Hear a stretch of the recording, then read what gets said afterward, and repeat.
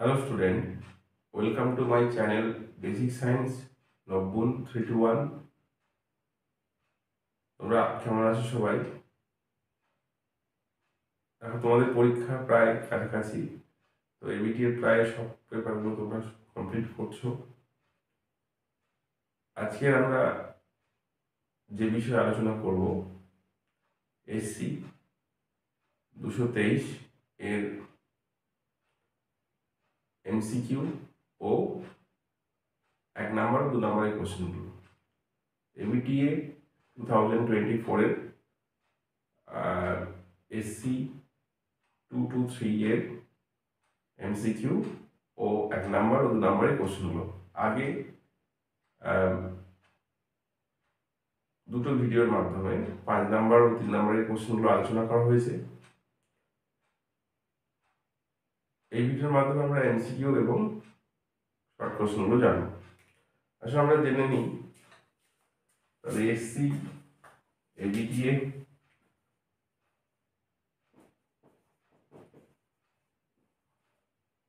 SC 223 এর MCQ সেকশনগুলো।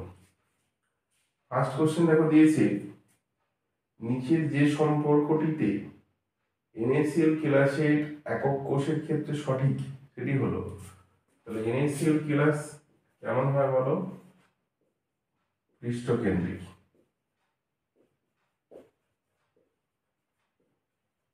ওকে, তাহলে পৃষ্ঠকেন্দ্রিকের ক্ষেত্রে আমরা জানি 4r is equal to root 2a, বা 4r এর জায়গায় যদি আমরা লিখি ক্যাটায়ন আয়নায়নকে লিখি r plus plus r minus is equal to root 2a। শুধু r plus plus r minus is equal to root 2a by 2, বা এটা a by root 2। তাহলে NaCl ক্রিস্টালের ক্ষেত্রে আমরা দেখতে পাচ্ছি যে কোন সম্পর্কটা সঠিক হবে বলো? যে এটা একের মানে এটা দেখো সি অপশনটা সঠিক হবে। ওকে, পরেরটা বলেছে দেখো, একটি স্বতঃস্ফূর্তভাবে কার্যকারী কোষের ক্ষেত্রে প্রদত্ত কোনটি সঠিক শর্ত? 2 নম্বরের অ্যান্সার হবে যদি ডেল্টা জি এর মান 0 থেকে ছোট হয় তবে এটা হবে, তাহলে এটা অপশন সি হবে। 3 নম্বর বলছে দেখো, 3 নম্বরের কোশ্চেন দিয়েছে যে তঞ্চনের ক্ষেত্রে কোন ঘটনাটি ঘটে না? ফেরিক ক্লোরাইডের ব্যবহারে রক্ত জমাট বাঁধে, এটা ঠিক আছে। বদ্বীপ অঞ্চল গঠন, এটাও তঞ্চনের ফলে হয়। জল পরিশুদ্ধকরণে অ্যালামের ব্যবহার, এটাও তঞ্চনের জন্য হয়। পেপটাইজেশন কিন্তু তঞ্চনের জন্য হয় না। এখানে বলছি 4 নম্বর কোশ্চেন, কোনটিতে এসএস বন্ড উপস্থিত? অপশন ডি হবে কোনটিতে এসএস বন্ড উপস্থিত?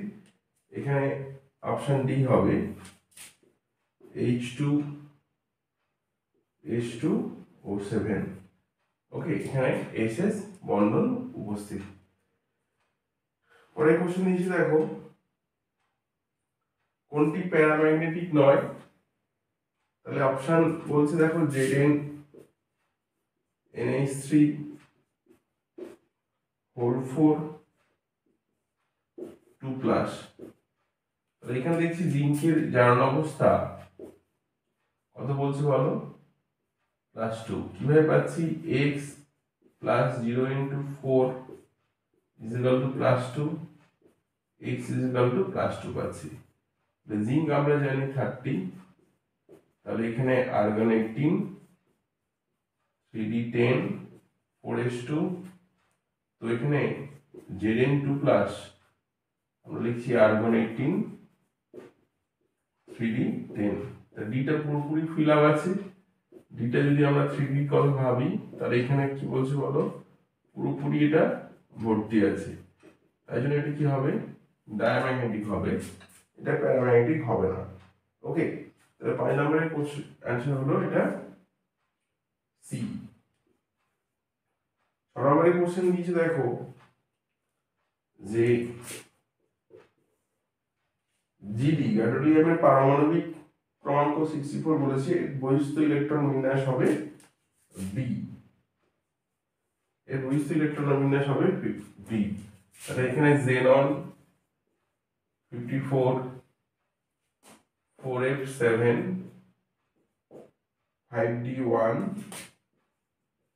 আর 6s2 এটাই হবে এর ইলেকট্রন কনফিগারেশন হচ্ছে।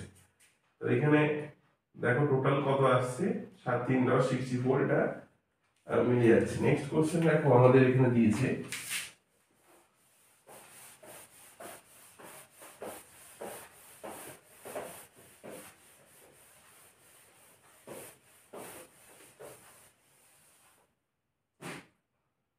নেক্সট কোশ্চেনটা দিয়েছি দেখো কোনটি আরএস দেখায় না, বা কোনটি বলছি কোন নিচের যৌগগুলির মধ্যে কোনটি আলোক ঘূর্ণন দেখায়। ওকে, তাহলে আলোক ঘূর্ণন দেখাতে হলে আমাকে মনে রাখতে হবে যে কাইরাল কার্বনের উপস্থিতি থাকতে হবে। এখানে এখানে দেখো যেটা দিয়েছে প্রথম যৌগটার ক্ষেত্রে এটা এরকম আছে, তাহলে এই কার্বনে দেখো 4টে ডিফারেন্ট গ্রুপ আছে, তাহলে আমরা এটা দেখছি কাইরাল, তাহলে এটা অপটিক্যাল রোটেশন দেখাবে।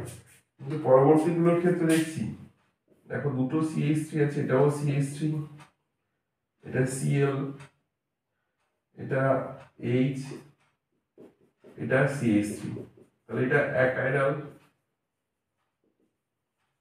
হ্যাঁ এটা কাইরাল নয়, তাই না? কারণ দুটো গ্রুপ এখানে কি বলছে বলো, সেম চলে আসছে, তাই জন্য আমরা এটা দেখছি অ্যাকাইরাল, তাহলে এটা কিন্তু অপটিক্যাল রোটেশন দেখাবে না।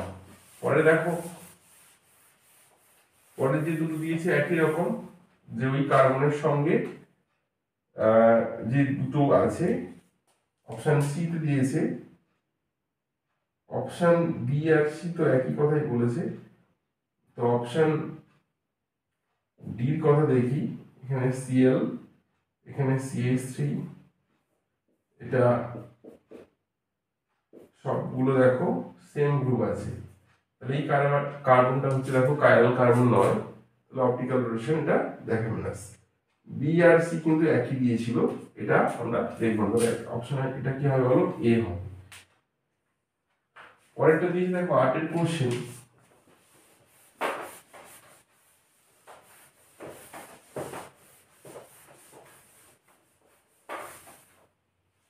আটের কোশ্চেন ছিল অ্যানিলিনকে ব্রোমিন একটা নন পোলার দ্রাবকে আমরা দিয়েছি, জল থাকলে ট্রাইব্রোমো অ্যানিলিন হতো, যদি কার্বন ডাইঅক্সাইড একটা কি বলছো বলো, নন পোলার সলভেন্ট, তো সেক্ষেত্রে আমরা দেখব যে একটাই ব্রোমিন আসবে বেঞ্জিন রিংয়ে, তো এখানে NH2 প্যারা পজিশনে যদি ব্রোমিন আসে তাহলে সেটা মেজর প্রোডাক্ট হবে, তাহলে অপশন এ হবে, 8 এ হবে সঠিক অপশন। 9টা বলছে দেখো অ্যাসিটোফেনন ও বেনজোফেননকে, অ্যাসিটোফেনন ও বেনজোফেননকে, এটা অ্যাসিটোফেনন আর এটা বলছে দেখো বেনজোফেনন, এই দুটোকে আমরা কোন রিএজেন্ট দিয়ে পার্থক্য করব। দেখো এখানে কিটোমিথাইল গ্রুপ পেয়ে যাচ্ছি, তাহলে আয়োডোফর্ম টেস্ট দেবো, তাহলে আয়োডোফর্ম দেখো Na2CO3 আর I2 দিয়েছে, বা I2NO2CO3, এটা দেখো জলীয় দ্রবণে NaOH উৎপন্ন করবে, তো এই জন্য এটা সরাসরি NaOH না দিয়ে Na2CO3 দিয়েছে আর I2 দিয়েছে, তাহলে অপশনটা হবে কোনটা বলো, অপশন 9 হচ্ছে বি হবে। ওকে, 10 কোশ্চেনটাতে আমরা চলে যাই।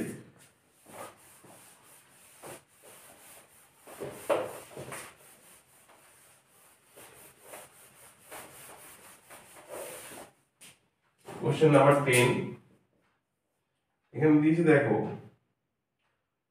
প্রদত্ত কোনটি সর্বাপেক্ষা দুর্বল ব্রন্সের ক্ষার। অপশন এ হবে অ্যানিলিন হবে। একটা অপশন ভুল আছে এখানে, তো আমরা অ্যানিলিন লিখবো। কেন অ্যানিলিনে কি হচ্ছে বলো, এই লোন পেয়ারটা রেজোনেন্সে আসতে পারে, আমরা আগেও দেখেছি, তো এই জন্য এখানে অ্যানিলিন হবে সঠিক অ্যান্সার।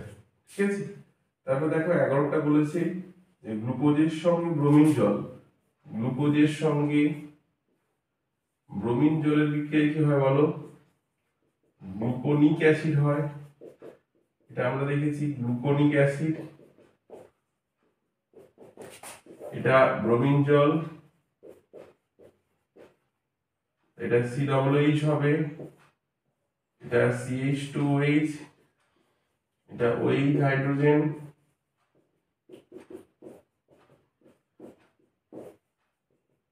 এটা গ্লুকোনিক অ্যাসিড হবে, গ্লুকোনিক অ্যাসিড।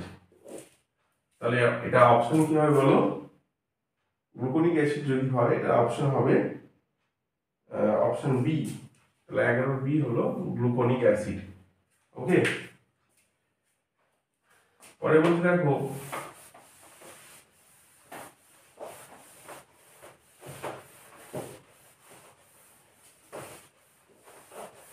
তোমরা সবগুলো কোশ্চেন পেপার রেডি করেছো তো? অনেকগুলো কোশ্চেন পেপার কিন্তু আমাদের ডিসকাস হয়ে গেছে, তো সেখানে দেখো তোমরা সবগুলো রেডি করো তাড়াতাড়ি যত সম্ভব, পরীক্ষা এগিয়ে আসছে। এবার বলতে দেখো এটার মনোমার বলছে, এই মনোমারটি ব্যবহার করে নিম্নলিখিত ক্র্যাপটোল্যাক্টাম বলছে, এটা ব্যবহার করে নিম্নলিখিত এককটি ব্যবহার করে নিম্নলিখিত পলিমার গঠন করা সম্ভব। এটা হচ্ছে নাইলন 6, এটা হবে নাইলন 6 হবে। 13টা বলছে যে নোভেস্টল, নোভেস্টল একটি অ্যান্টি ফার্টিলিটি ড্রাগ, নোভেস্টল একটি অ্যান্টি ফার্টিলিটি ড্রাগ। ওকে, পরেরটা দেখো 14টা বলছে, 14টা বলছে যে কোনটি অ্যানায়নিক ডিটারজেন্ট, কোনটি অ্যানায়নিক ডিটারজেন্ট হবে সোডিয়াম ক্লোরাইল সালফেট, এটা হবে সোডিয়াম ক্লোরাইল সালফেট। তো আমরা এমসিকিউ কোশ্চেনগুলো আমরা দেখে নিলাম, 1 নম্বর কোশ্চেনগুলো লিখে আমরা আসছি।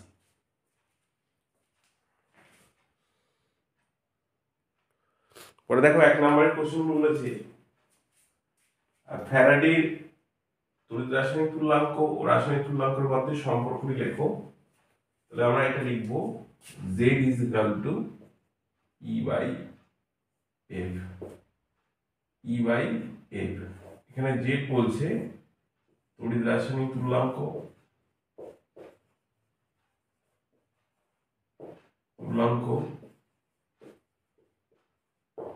ই বলছে রাসায়নিক তুল্যাঙ্ক, আর এফ বলছে ফ্যারাডে। আমরা জানি তাহলে জেড ইজ ইকুয়াল টু কি হবে, ই বাই এফ কথাটা হবে। সল ও জেলের মধ্যে পার্থক্য লেখো। তাহলে এখানে সল ও জেলের মধ্যে দুটো ডেফিনেশন আমরা লিখবো।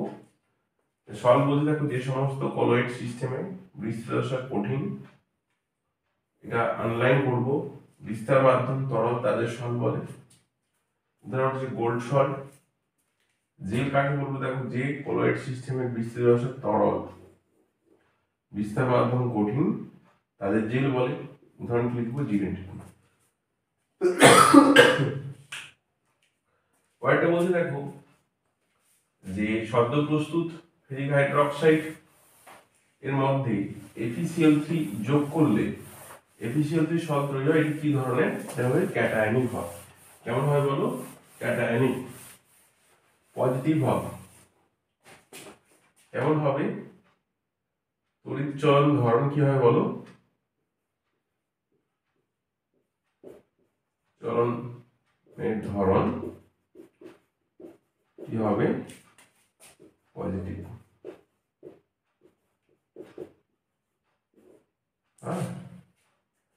পজিটিভ হবে বা ধনাত্মক হবে।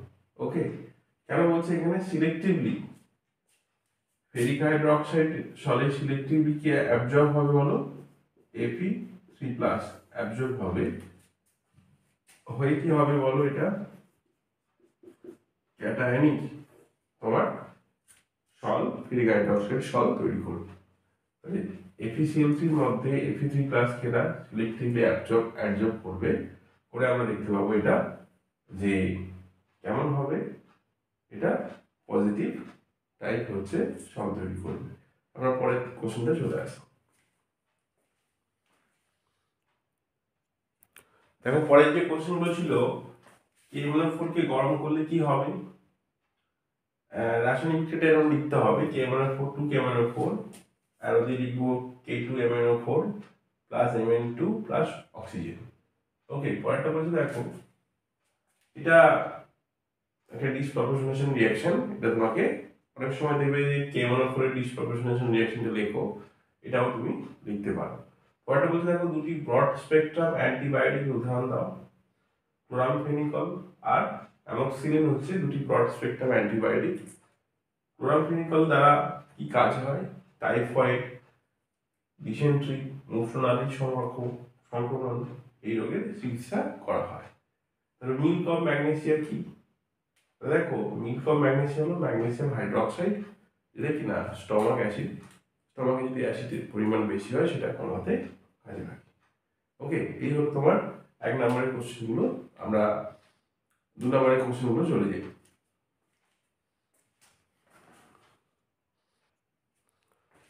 দেখো 2 নম্বরের যে কোশ্চেনগুলো আমরা প্রায় সবগুলোই আগে আলোচনা করেছি। কোশ্চেনগুলো আমি পড়ছি, দেখো বাষ্পচাপের সংক্রান্ত রাউটের সূত্র থেকে দেখা যে বাষ্পচাপের আপেক্ষিক অবনমন দ্রাবের মোল ভগ্নাংশের সমান। এটা দেখো আমরা বাষ্পচাপের আপেক্ষিক অবনমন আমরা জানি P0 মাইনাস P বাই কি জানি বলো P0, এই কথাটা জানি। তাহলে এটা মানে আমরা লিখতে পারি P0 by P0 minus E by P0। দেখো এই কথাটা আমরা কি জানি বলো, যে বাষ্পচাপ সংক্রান্ত রাউটের সূত্র থেকে দেখা হচ্ছে বাষ্পচাপের আপেক্ষিক অবনমনের মান দ্রাবের মোল ভগ্নাংশের সঙ্গে সমান। এই কথাটা তুমি কি জানো, এই কথাটা তুমি জানো 1 মাইনাস P বাই P0। দেখো এই কথাটা তুমি জানো কার সঙ্গে সমান বলো, কোন দ্রবণে বাষ্পচাপ কার সঙ্গে সমান হয় x1 ইন্টু P0, এটা হয়। তাহলে P by P0 is equal to নিশ্চয়ই x1 হবে। তাহলে এখানে কি বসাবো 1 মাইনাস x1, আমরা জানি x1 plus x2 is equal two কত 1, তাহলে x1 x2 is equal two 1 minus x1, বা আমরা লিখতে পারি এখানে দেখো x2। এটা তোমাকে করে দেখাতে হতো, ঠিক আছে। এই কোশ্চেন একটু অন্যরকম ছিল। তারপরে কোশ্চেনে দেখো বলেছে যে কোন দ্রাব পদার্থের 1 মোলার ও 1 মোলার দ্রবণের মধ্যে কোনটি বেশি গাঢ় এবং কেন, এটাও আলোচনা করা হয়েছে যে 1 মোলার দ্রবণটা বেশি গাঢ়। ওকে, সালের কোশ্চেন আলোচনা করা হয়েছে এবং টেস্ট ওয়ারের কোশ্চেনও আলোচনা করা হয়েছে। নেক্সট হচ্ছে দেখো মিশেল গঠন প্রক্রিয়া একটি উদাহরণ ব্যাখ্যা করো। এটা হচ্ছে সাবানের গঠন কিভাবে হয় সেটা তুমি দেখাবে, সাবানের কণাগুলো কিভাবে আসছে সেটা এরকম ভাবে যে তেলগুলো থাকে হাইড্রোফোবিক, এটা তুমি মিশেল গঠন প্রক্রিয়াটা দেখাবে। নেক্সট বলছে দেখো পরেরটা দিয়েছে যে আর্সেনিক সালফাইড সলের তঞ্চনে NaCl অপেক্ষা অ্যালুমিনিয়াম ক্লোরাইড বেশি কার্যকরী কেন। তাহলে দেখো এখানে NaCl কি আয়ন দেবে বলো Na plus plus Cl minus, আবার এটা দেখো Al3 plus plus 3Cl minus. তাহলে আর্সেনিক সালফাইড সলের আধান কি থাকে বলো, নেগেটিভ থাকে, তাই না। তাহলে নেগেটিভ সল টাইপের সলে তঞ্চনের জন্য সুলজে হার্ডি নিয়ম অনুযায়ী আমরা দেখব যে পজিটিভ ক্যাটায়ন চার্জ যেটা বেশি থাকবে সেটা বেশি কার্যকর হবে। তাহলে এখানে অ্যালুমিনিয়াম ক্লোরাইডের কি হচ্ছে বলো, অ্যালুমিনিয়াম 3+ এর আধান বেশি কার থেকে Na+ এর থেকে, তাহলে এই জন্য কি হবে বলো ওটা অ্যালুমিনিয়াম ক্লোরাইড বেশি কার্যকর হবে। ওকে, পরের কোশ্চেন ছিল এটা দেখো বিক্রিয়াটি HCF4 প্লাস SbF5, বিক্রিয়াটি এটা তোমার সম্পূর্ণ করে এটাও আগে আলোচনা করা হয়েছে। তারপরে দেখো চামড়ায় সাদা ফসফরাস লেগে গেলে কিভাবে দূর করবে, সোডিয়াম থাইসালফেটের সঙ্গে ফসফরাসের বিক্রিয়া আমরা করবো। ওকে, এটাও হয়ে গেছে আগে। পরেরটা দেখো যে নিকেল NiCl4 2- আর এটা প্যারাম্যাগনেটিক কেন, এটাও দেখো আমরা করে নিই।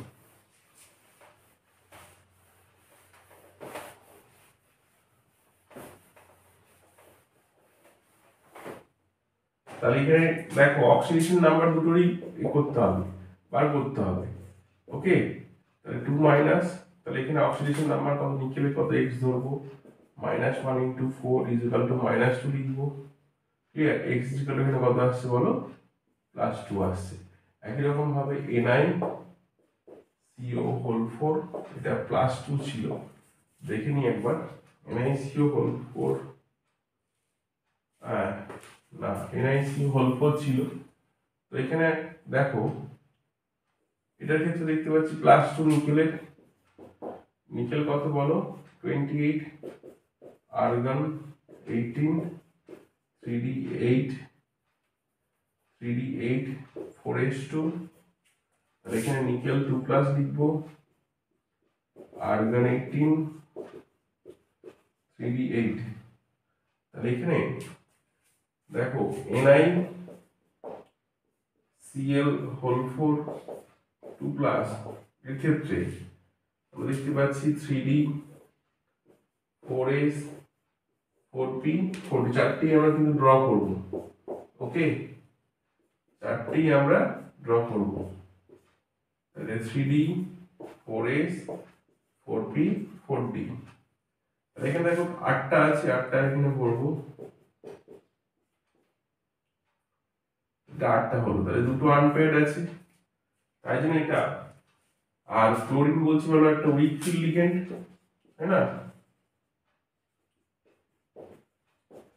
এটা উইক ফিল্ড লিগেন্ড। তাই জন্য আমরা দেখবো যে NiCl4 2-, যেহেতু এখানে বিজোড় ইলেকট্রন আছে, এটা কি হয় বলো, প্যারাম্যাগনেটিক ধর্ম প্রদর্শন করবে। তাহলে NiCO4 কি হয় সেটা দেখে নিই আমরা।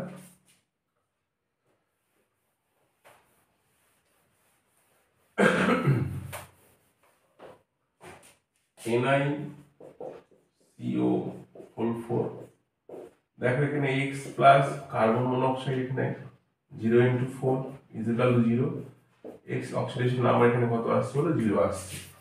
তাহলে এখানে আমরা দেখতে পাচ্ছি নিকেল 28 নরমাল অ্যাটমই হবে, আর্গন 18, 3d8 4s2। একই রকম থাকবে যখন আমরা এটা NiCO4 লিখবো, একই রকম থাকবে, কিন্তু এখানে দুটো ইলেকট্রন থাকবে। ওকে, এবার দেখো কার্বন মনোক্সাইড হচ্ছে সবচেয়ে স্ট্রং ফিল্ড লিগেন্ড, এটা হচ্ছে স্ট্রং ফিল্ড লিগেন্ড। হ্যাঁ, কি করবে, এই দুটো ইলেকট্রন কি করে বলো এখানে পাঠিয়ে দেবে, তাহলে নতুন করে আবার অ্যারেঞ্জমেন্ট হবে, এটা নতুন করে তোমাকে অ্যারেঞ্জমেন্টটা লিখতে হবে। তাহলে এটা এটা হলো, এখানে ইলেকট্রন দুটো এখানে শিফট হয়েছিল। তাহলে দেখো এখানে NiCO4 যৌগ যখন গঠিত হলো, তখন নিকেলের কোনো আর আনপেয়ার্ড ইলেকট্রন থাকলো না। এই জন্য আমরা দেখবো এটা কি হয় বলো, ডায়াম্যাগনেটিক আমরা দেখব। ঠিক আছে, তো হাইব্রিডাইজেশন এখানে কি হবে, sp3 হবে, আর আগেরটাতে ছিল কি বলো, সেটাও sp3 ছিল, কিন্তু এখানে লক্ষ্য করবো আমরা যে এটা ডায়াম্যাগনেটিক কেন, 4s ইলেকট্রনটা কোথায় শিফট করে গেছে বলো, 3d সাবশেলে শিফট করে গেছে। ওকে, তাহলে আমরা যেগুলো আনকমন একবারে কমন কোশ্চেন ছিল সেগুলো ডিসকাস করলাম না, বাকিগুলো ডিসকাস হয়ে গেল। তো আমরা SC223 এর পুরো কমপ্লিট পেপার আমরা ডিসকাস করলাম। যারা চ্যানেলে নতুন দেখছো তারা সাবস্ক্রাইব করো পরবর্তী ভিডিওগুলোর জন্য, পুরনো তোমরা শেয়ার করো বন্ধুদের মধ্যে। পরীক্ষা আর বেশি দিন বাকি নেই। তো আমি 12টা পেপার প্রায় হয়ে গেছে, আর 3টে পেপার এবিটি থেকে করাবো। সেটা তোমাদের মতামত দিও যে কোন পেপারগুলো আর ইম্পর্টেন্ট থাকছে। সেটা আমি প্রবাবলি 268, 257 আর 241 এই 3টে পেপার আর লাস্ট 3টে পেপার আমরা সলভ করবো। ওকে, তো আজকের ভিডিওটা এখানে শেষ করছি। দেখা হচ্ছে পরবর্তী নেক্সট ভিডিওতে।